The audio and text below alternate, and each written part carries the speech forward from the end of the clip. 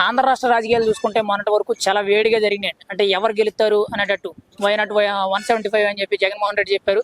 ఖచ్చితంగా ఈసారి ప్రభుత్వం స్టార్ట్ చేస్తామని చెప్పి కూటమి ప్రభుత్వం చెప్పింది. ఫైనల్గా అయితే కూటమి ప్రభుత్వం అనేది అధికారంలోకి వచ్చింది. కానీ ఇప్పుడు జగన్మోహన్ రెడ్డి పరిపాలన ఎలా ఉంది, వీళ్ళ పరిపాలన ఎలా ఉంది, అంటే 5 ఏళ్ల పరిపాలన వాళ్ళది ఎలా ఉంది, వీళ్ళది 50 రోజులు ఎలా ఉంది? 5 ఏళ్ల పరిపాలన ఈ ఆంధ్రప్రదేశ్ ప్రజలు చూశారు కాబట్టే వైఎస్ఆర్ పార్టీని భూస్థాపితం చేశారు. కేవలం 11 సీట్లకు మాత్రమే పరిమితం అయ్యింది. డిపాజిట్లు కూడా లేని పరిస్థితి. ఇవాళ ఎన్డీఏ కూటమి రావడానికి కారణం ప్రజల్లో మార్పు. ప్రజలు పెట్టుకున్న ఆశలను గౌరవనీయులు శ్రీ నారా చంద్రబాబు నాయుడు గారు నెరవేరుస్తున్నారు. దానికి నిదర్శనంగా పెంచిన పెన్షన్స్ని మొదటి నెల నుంచే ఆయన వాగ్దానం చేసినట్టుగా 7,000 రూపాయలు మొదటి నెలలోనే పెన్షన్ ఇవ్వడం జరిగింది. తరువాత మరి నిన్నే 4,000 రూపాయల పెన్షన్ ఇవ్వడం జరిగింది. ఈ విషయం పట్ల ప్రజలు, పెన్షనర్స్ చాలా హ్యాపీగా ఫీల్ అవుతున్నారు. అంతేకాదు అమరావతి నిర్మాణం, అదేవిధంగా పోలవరం ప్రాజెక్ట్ నిర్మాణం.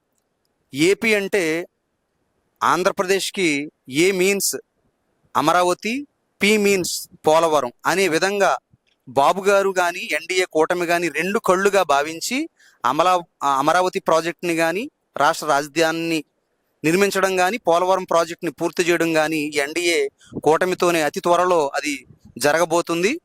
అంతేకాదు ప్రజలు చాలా తెలివైన వారు.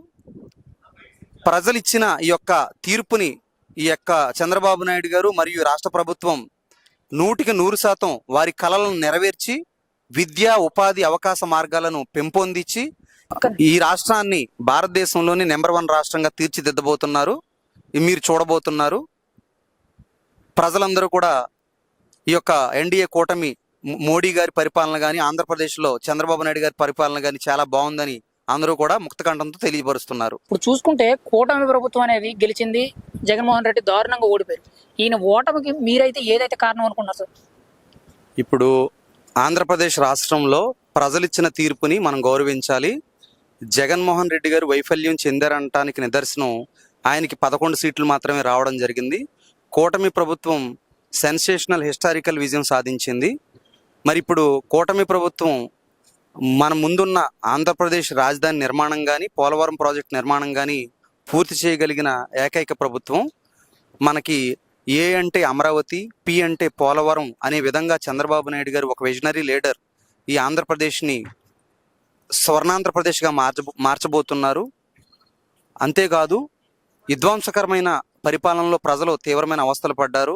ఎన్నో కేసులు, ఎన్నో దుర్మార్గాలు, ఎన్నో భరించారు.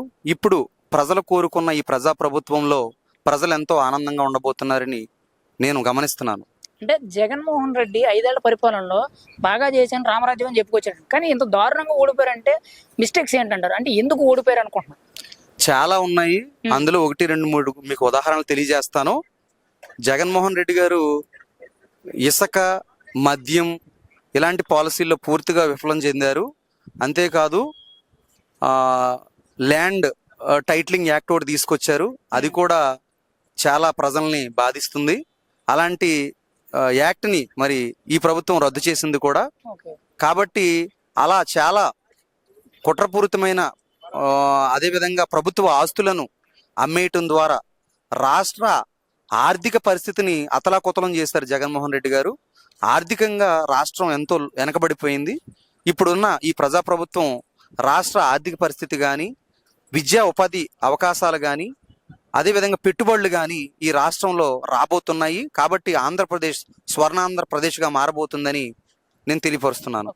ఫైనల్ గా అయితే ఇక్కడ ఆంధ్రప్రదేశ్ భవిష్యత్తు కోసం అయితే మీరు అనేటట్టయితే ఏ అంటే అమరావతి, పి అంటే పోలవరం అనేటట్టు ఈ రెండే కాకుండా వైజాగ్ స్టీల్ ప్లాంట్ ప్రైవేటీకరణ కానీ, లేకపోతే విశాఖ రైల్వే జోనే కానీ, యువతకు నేరుగా ఉద్యోగ అవకాశాలు కానీ ఇవన్నీ కూడా ఖచ్చితంగా కూటమి ప్రభుత్వంలో అయితే ఖచ్చితంగా ప్రజలకి అందుబాటులోకి వస్తాయంటారా? డెఫినెట్ గా ప్రజల ఆకాంక్ష నెరవేర్చబోతున్నారు మన చంద్రబాబు నాయుడు గారు.